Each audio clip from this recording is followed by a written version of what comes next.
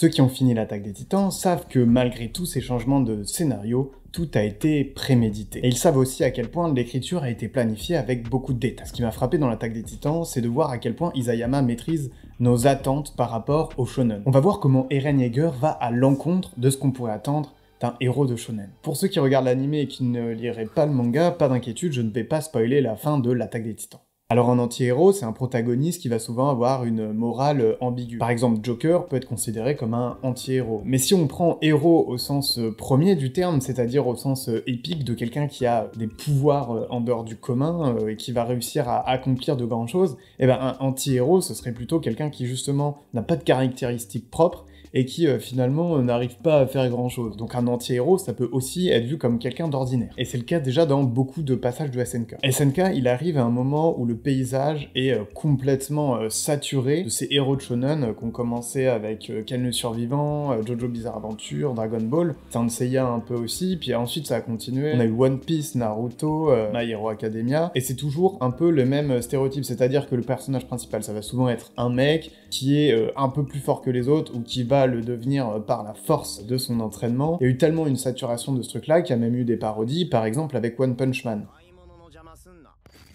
Aux États-Unis, par exemple, les super-héros ont jamais eu autant la côte, et il y a une prolifération des marveleries partout sur nos écrans. Mais les héros, ça date pas d'hier. Le premier récit héroïque dont on a sûrement la trace, c'est celui de Gilgamesh qui affronte, et là, on va voir que les choses n'ont pas beaucoup évolué, un géant. La question qu'on est en droit de se poser, c'est pourquoi est-ce qu'il y a une fascination pour ces personnages un peu supérieurs à la norme. Alors peut-être qu'il y a quelque chose de vouloir s'identifier à quelqu'un de supérieur, mais du coup, il y a quelque chose de narcissique. Parce que bizarrement, personne se plaint pour pouvoir s'identifier dans des films de Ken Loach.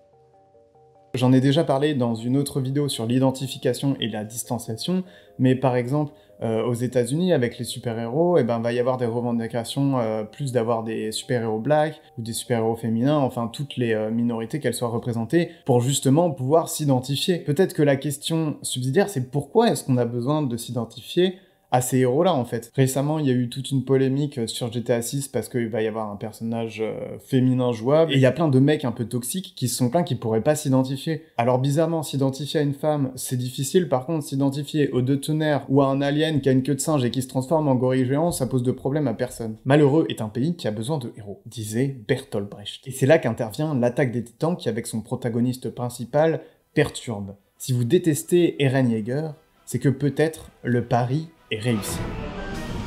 Rien qu'avec les dessins, on peut voir que l'auteur se place dans une dimension tout autre que ce qui peut faire la puissance des shonen.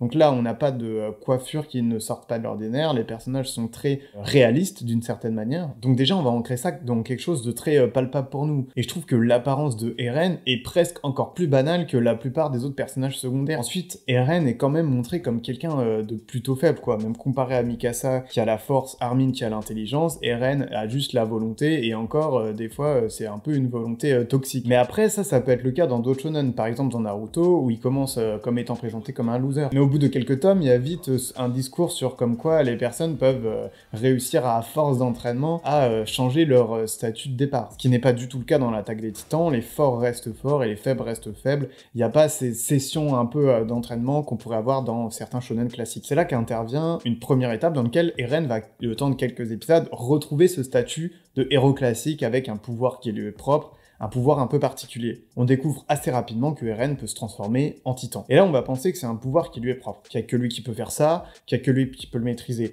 Sauf que, en fait, progressivement, on va se rendre compte que c'était la pire chose qui pourrait arriver dans l'univers. Il retrouve un peu ce statut d'élu comme Neo ou Harry Potter, on va dire dans un schéma classique d'histoire, dans lequel le héros a quelque chose de particulier, il va avoir une grande destinée qu'il va devoir accomplir. Et très vite, ce pouvoir-là va finalement se retourner contre lui. Comme c'est des militaires, ils vont le traiter comme une arme. Une arme qui, si elle tombe entre les mains de l'ennemi, peut s'avérer catastrophique. Et donc, ils vont devoir sans arrêt protéger Eren, qui va tout le temps se faire kidnapper. De plus, on apprend qu'il n'est pas le seul à pouvoir maîtriser ce pouvoir, et qu'en plus il le maîtrise mal. Reiner dira même qu'il était peut-être la pire personne à pouvoir hériter d'un titan. On va assez vite comprendre que c'est par hasard qu'il a obtenu ce pouvoir. Donc finalement, on se dit vite, si Armin ou si Mikasa avait eu ce pouvoir, on n'en serait pas là, et du coup ça foutrait pas la merde partout. Alors effectivement, on apprendra plus tard qu'il a pas eu ce pouvoir par hasard, Mais sauf que c'est comme ça qu'on le perçoit lorsqu'on regarde la série. Et c'est là que ça va rompre avec ce qu'on pourrait attendre d'un héros, parce que son pouvoir, il a complètement eu par hasard, et il sait même pas s'en servir bien. En tout cas, c'est ce qu'on va croire jusqu'à la dernière étape de la progression du personnage d'Eren. Au début de la saison 4, il y a un vrai retournement de point de vue. Reiner est traité comme le protagoniste, le héros qui sauve, et Eren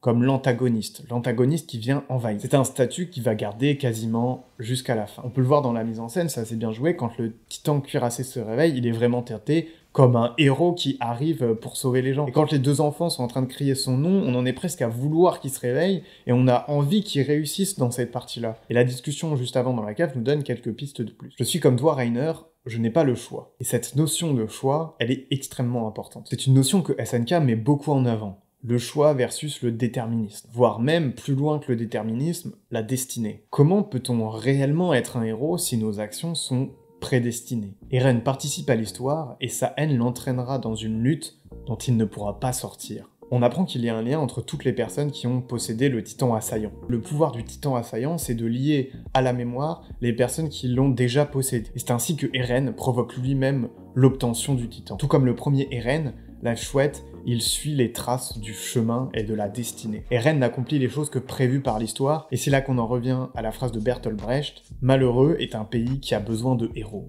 Brecht, en bon marxiste, considérait que les humains devaient être vecteurs de l'histoire, et non pas que certains ou certaines devaient s'élever parmi la foule. Et Eren, en accomplissant finalement la volonté du titan assaillant, devient ce vecteur.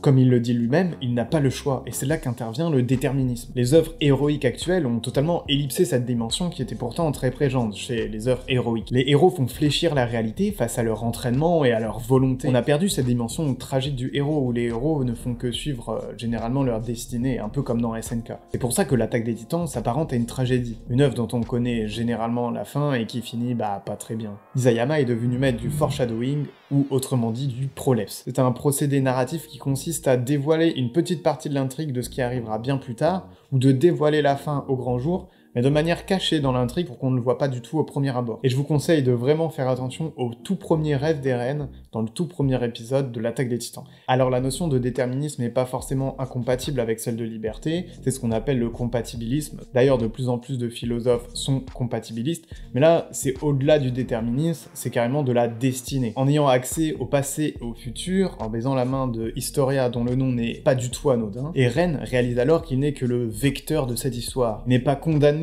à sauver le monde et à débarrasser les titans, mais il est condamné à le détruire. Voyant le futur, il sait qu'il ne pourra pas y échapper. Voilà pourquoi il devient par la suite si difficile de cerner sa morale, parce qu'il n'en a pas. Il n'est plus qu'une carcasse vide qui accomplit sa destinée. Et le choix qu'il pose à Mikasa, en lui demandant ce qu'il représente pour elle, est en réalité un faux choix, parce qu'il sait déjà ce qu'elle va répondre. Mais c'est cet espoir qu'elle réponde différemment qui persiste, et qui fait de SNK une œuvre très complexe.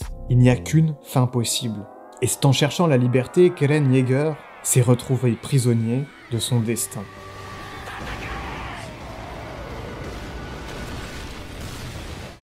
Ceux qui ont fini l'Attaque des Titans savent à quel point tout a été prémédité, et que même s'il y a eu des... Je vais pas spoiler, putain, tu peux me laisser finir. Ça m'énerve, les gens, tu sais, tu dis, hey, regarde ça, et tu fais, ah non, je veux pas me spoiler, mais genre, si je spoil, je vais le dire, donc ferme ta gueule.